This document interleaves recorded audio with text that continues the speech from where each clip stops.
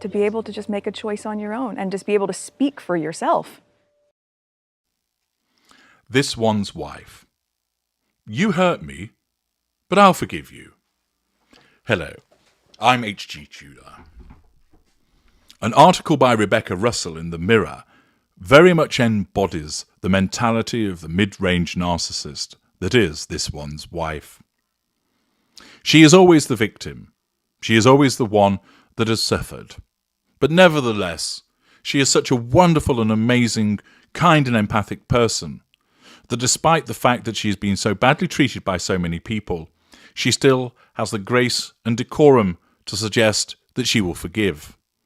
That she will want to continue to be involved with certain people, notwithstanding the genuine hurt that she has experienced as a consequence of their awful behaviours. That she is the martyr, forever giving of herself in circumstances where lesser individuals would have walked away. Naturally, it is the case that she creates the problem and then behaves like she is the victim. To sum it up, if she punched you, she would say, ow. The Mirror reports this one's wife is reportedly eager to schedule a reunion with the royal family. Pausing there, that may well be accurate, because of course as opportunity fades for her, it is her royal link that is the only thing that causes people to remain having any interest in relation to her, and the only thing that provides her with a degree of relevance. She's ready to schedule a reunion after 4 years of limited contact, as she believes fostering better relations with her in-laws will help her sell jam. A royal insider has suggested. This seems about right. She isn't interested in fostering better relations because that's the right thing to do. She isn't interested in fostering better relations by way of burying the hatchet, apologising, and trying to build bridges. She isn't fostering better relations because that might allow her children to have a relationship with grandparents and uncles and aunts and cousins. She isn't fostering better relations because she ought to do, as a way of recompense as a consequence of her behaviour. No. It's as usual, self-serving.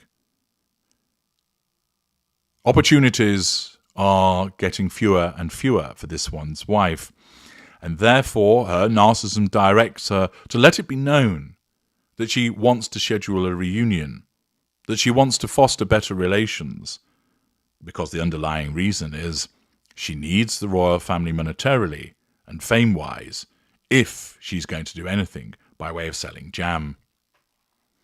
The article continues that explains that since the departure of this one's wife and her husband, the couple have not held back on making wave-making claims against the royals, and tension between this one's wife and the family seems to be so high that rumours suggest she will never want to set foot in Britain ever again.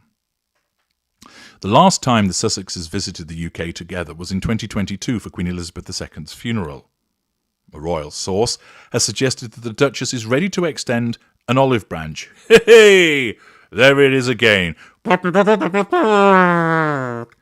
out the olive branch. It's looking a bit knackered and tattered these days as it's been waved around so many times, but she's still going to try and use it. It's suggested that she's ready to extend the olive branch, even though she's reportedly still genuinely hurt. And there we have it. The individual that has caused so many problems maintains that she's the one that's been genuinely hurt. I'll say it again. This one's wife would punch you, and then she would say, ow. She is the problem, but considers herself the victim. She has created the rifts and the disharmony, but believes that she is the one that has been hard done to. This mentality will seem extraordinary to you, but this is the mindset of the mid-range narcissist. That they have been hurt. In essence, their narcissism edits the film so that their own bad behaviour at the outset ends up on the cutting room floor, and all you see is the response, if any, of the other individuals, which the narcissist then points to as clear evidence of the fact that they are the perpetrators and the narcissist is the victim. The narcissist then adds and embellishes to the film by suggesting, notwithstanding the bad way I've been treated and how hurt I am, I'm willing to forgive. I'm willing to let bygones be bygones for the purposes of fostering better relations, because also it'll enable me to achieve something that I want to achieve. Royal expert Angela Levin explained she's still genuinely hurt by how she was treated by the royal family. Well, actually, she isn't genuinely hurt. She's wounded in the way that a narcissist is. This is 4 years on, and she wants to now at least sit down and talk through things. Levin continued to state that this one's wife would like a public apology from the royal family, but maintained that this idea seemed far-fetched. She went on, the person who should apologise is really her, but they, Harry and this one's wife, don't want that. Of course. That is because her narcissism tells her she has not done anything wrong, that she is the victim.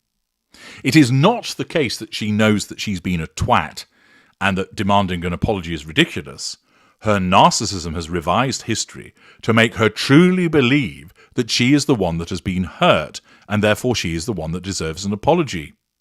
She cannot understand why the royal family have been so horrible to her when she's such a lovely person, and her narcissism tells her it can only be because they're racist haters. After all, why would anybody hate you? You're the amazing this one's wife. The article continues with Angela Levin asserting that a royal insider mentioned that the Duchess believes a reconciliation with the royals could potentially help her sell jams from her lifestyle brand, American Riviera Orchard.